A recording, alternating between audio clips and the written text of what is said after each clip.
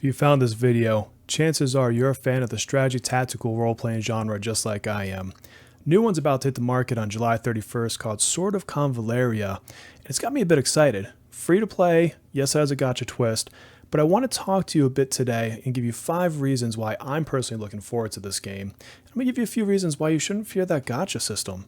So let's dive right into why I'm looking forward to Sword of Convallaria. So like I mentioned, I'm a huge fan of strategy role-playing games. I'm talking the likes of Final Fantasy Tactics, Fire Emblem, Tactics Ogre, and more recently even Triangle Strategy, which was a sleeper hit for me. I've been playing these since whenever Final Fantasy Tactics frankly came out, and that's one of my all-time favorite games, easily in my top 5. This game has that same grid-based system where you're moving your characters around and trying to outmaneuver and strategize against your opponent to, ultimately win these battles that can sometimes be, challenging if you're just trying to face roll through it all. Additionally, it's something that kind of reminded me of Triangle Strategy, if you've played that game, is there's ways to manipulate the environment in unique scenarios to help give you an advantage. For example, you might be able to roll a boulder down a hill, or you can even take people and knock them off the edge of the actual map itself, which I don't think I've ever seen before. So these little twists on that, that old kind of formula, I'm personally hyped for that. So I'm looking forward to see how I can use that in the strategy piece, of the game itself. And for number 2, speaking of Final Fantasy Tactics, not sure if you know this, but Hitoshi Sakimoto is the producer of the music for Sword of Convallaria. This individual also did Final Fantasy Tactics, Final Fantasy 12, and Tactics Ogre. Sure, he probably did other ones, but those ones that I'm personally familiar with. I love the type of score he's able to produce. There's an epicness in the undertones of the music, and even just in the trailers and some of the different development pieces that have been produced, from the company itself, you can hear those undertones. And I can't wait to see just how prevalent it is within the score, throughout the entire game, in those kind of, more story-driven clutch moments, the more intense pieces, how that's going to vibe and play into the story. Because to me, a story isn't just the words on the screen and the narration and the point A to point B. That music carries so much emotion, and I can't wait to see what kind of score, we're going to have in front of us. So certainly excited to hear some of that old, Final Fantasy Tactics and 12 vibe come back into this game. And, that's a great segue into number 3 for me, and that is the story. So this game is free to play, and from what I can tell, from what I've read, there's kind of 2, ways to look at it. You have a story mode, which is that free to play aspect, and you have, kind of the other gotcha type modes as a tower, things of that nature. The story itself has branching paths. So as you're going through, you have dialogue choices that impact the way that the story ebbs and flows and what your ultimate ending and outcome is going to be. And from what I've gathered, there's keys that you can get that allow you to reset that story or go back in the story and take different journeys, take different paths. And so for me, when I'm thinking about a game that's meant to stay around for a while, I want longevity and I want to go back and try different things. And so knowing that it's not just a daily grind, but a story I can go and experience new things in, assuming it is everything I'm reading about it, that makes me pretty excited. How can I change the flow on the next round? What if I go a little bit, less altruistic on my next journey? What if I'm, kind of a jerk? What would the outcome be then? I tend to be the heroic type at the first piece of it, but it's fun to dabble. It's fun to try different things. So I'm looking forward to seeing how these branching paths might shape that story and just how exciting that can get.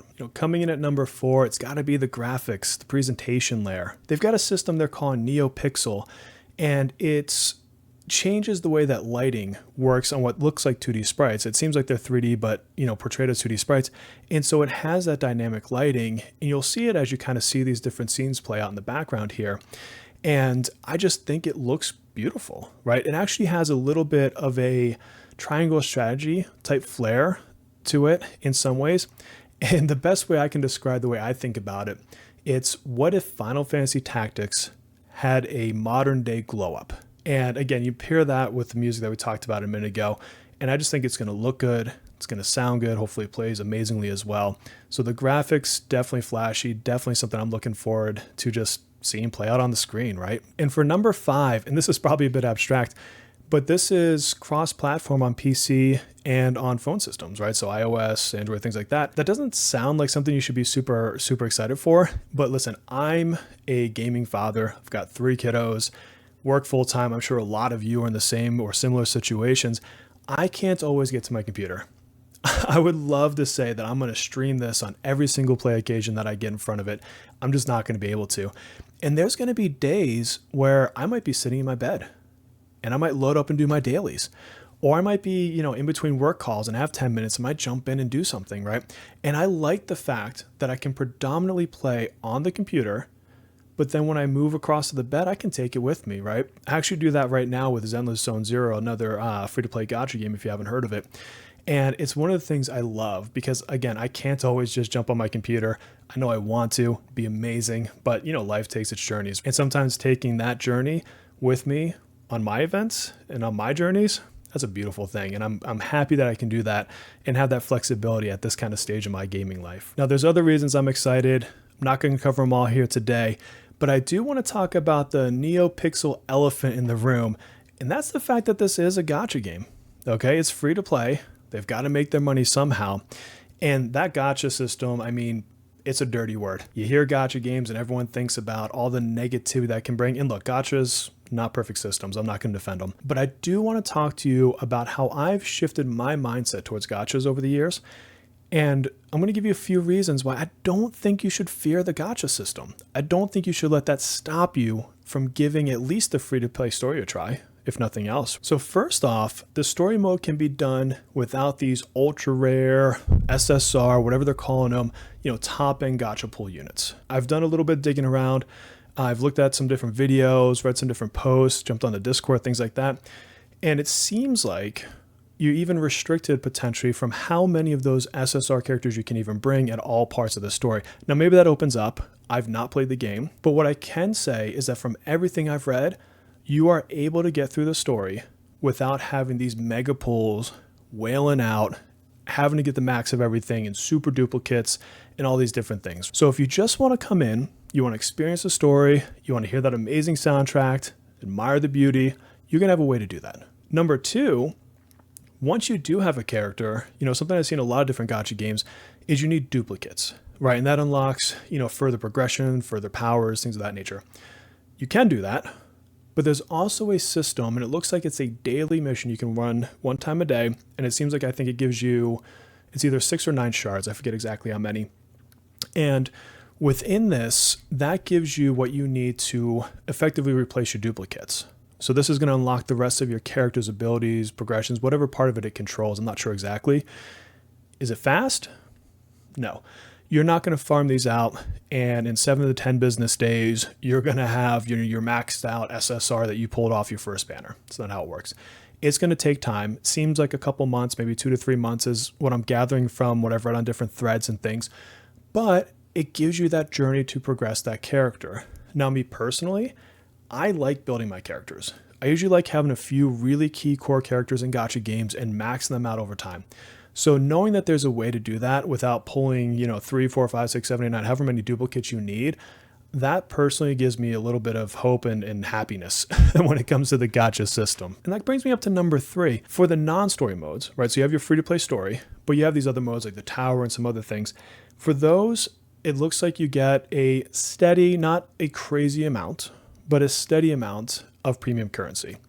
From what I've read, and there's nothing saying they don't change this on release, or don't change it over time, it looks like you need 180 pulls to guarantee the featured character on whatever, the current event type banner is, right? I'm not sure exactly what they call the banners. That's a lot. You're not getting 180 currency regularly every single month. I would not anticipate, and I would not expect you to think that that's going to happen. Now, maybe you'll have an influx when you first start. Usually games like this, they kind of get you into those first few weeks to get you, an extra bump, plus it's the early story, you get, kind of stuff from stuff like that. But once that initial well kind of runs dry, if you will, it looks like it takes a couple months, I'm not sure exactly how long, for you to save that 180. What that means, if you are free to play, and I'll be almost entirely free to play, is you're going to have to skip banners. Let's just put that out there. If you are a completionist, no gacha game is for you. I'm sorry, unless you're wailing out or your luck is phenomenal and to the point that you should probably go to Vegas, get some real money, and then you just whale out anyways, right? I don't have that kind of luck. Most people, I'm assuming, don't have that kind of luck. So I'm not going to lie to you. Like, you're not going to have every single character, but I want you to be okay with that, right? Again, you can build certain units, and this is a strategy game. There is a point that you have to understand that you can have every best character in this game. If your tactics aren't on point, you're still going to lose your hard modes. So for me, I'm going to focus in on one of a couple things. Either a couple key characters that I luck out and pull, or I'm going to save up for certain banners and get specific characters I truly think are going to be, I guess, meta, and I'm going to build around them. But then I'm going to focus in on how does my strategy work with those individual characters? Synergies, like what can they do together that make them the powerhouse that really kind of drive and change the strategy of the battle? That's why I love strategy games to begin with, right? And so if you're coming in on a free-to-play or a nearly free-to-play, concept like I am, I think that's the way to look at it. Again, it's disappointing if you're a full collector and you want everything, but I still think you can have great fun and probably clear all the content without having to pull for every single character. So there it is. That's my, I guess, 5 main reasons I'm looking forward to sort of Convallaria, and a few reasons why I think you shouldn't be too worried about the gacha system, right? So come the end of the month, I'm looking forward to diving into this new tactical strategy game. I've been looking for something to scratch that itch for a while now. Triangle strategy was really the last, heavy hitter in the genre that I was really, infatuated with, if you will. This one gives me that Final Fantasy Tactics / triangle strategy vibe to it. It's like a mix of the two. Now it doesn't have, the alternating job classes like tactics from what I can tell. But the look, the sound, kind of gives me that vibe. So let me know what you think. Jump in the comments. Are you planning on playing the global release? Again, July 31st, so about 10 days away based on when I'm recording this video. And hey, while you're down there, while we're talking about it, do me a favor, give me a like and sub. That lets me know that you want to see more content on this game. I'll probably do some streaming. I might do a couple guides, things of that nature. But anyways, I look forward to seeing you in game. And I hope that we get to chat about how awesome sort of Convallaria is. I'll see you soon.